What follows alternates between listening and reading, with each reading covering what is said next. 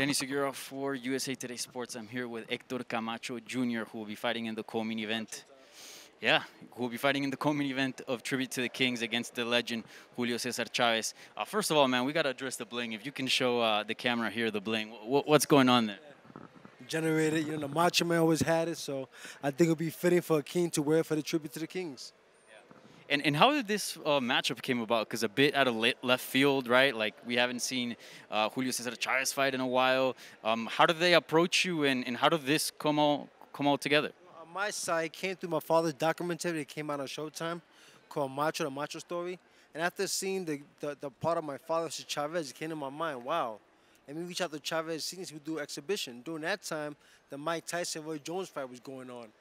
Boxing about storylines, and now the YouTubers now and what's going on in boxing, I thought it makes sense. It's a good storyline, and why not? Yeah. And that documentary was very impactful. A lot of people, were taken away by what they saw.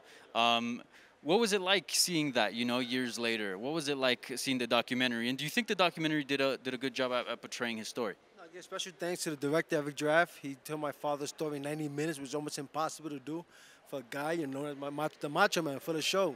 So the 90 minutes did good justice to my father. There were things that could have been added, things that could have been, but 90 minutes did a great job. It was just refreshing watching it, his hustle, his motivation, where he come from and how he made it. It's a blessing. It lets me know that anything is possible in this world, anything. And Julio Cesar Chavez, obviously a legend.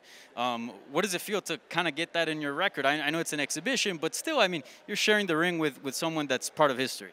For me, it's an honor, man, just sharing the ring with the legend Chavez. It's not about if I win, if he wins. For me, it's all about sharing the ring with the legend. Something my father done. It's historic what we're doing. So, I'm enjoying the moment, but it's exhibition, but it's personal. He did beat my father, so I do want to, get my hands on him. Sure.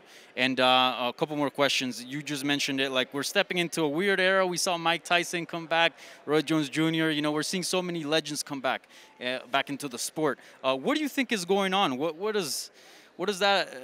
happened there that now all of a sudden we're seeing these fights and all these legends get back to the game? I wouldn't want to say the game is going down, like it's watered down, but fight fans missing the big names.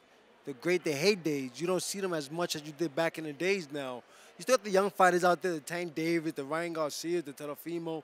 They're doing their justice in boxing, but the fans want names they could relate to, that they remember, And when you got people like Tyson still looking good at his age, Chavez looking great in his age, why not? This is boxing. Once a fight, you're always a fighter. It never leaves us. Yeah, for sure. All right, lastly, prediction for the bout. I'll box him. My youth wins. My speed takes over, and it got to a point that I have to take it easy on him because he is 50 years old, but it's just about sharing the ring with the legend, enjoying him in the moment. I appreciate the time. Best of luck. Thank you. Perfect. Thank you, man.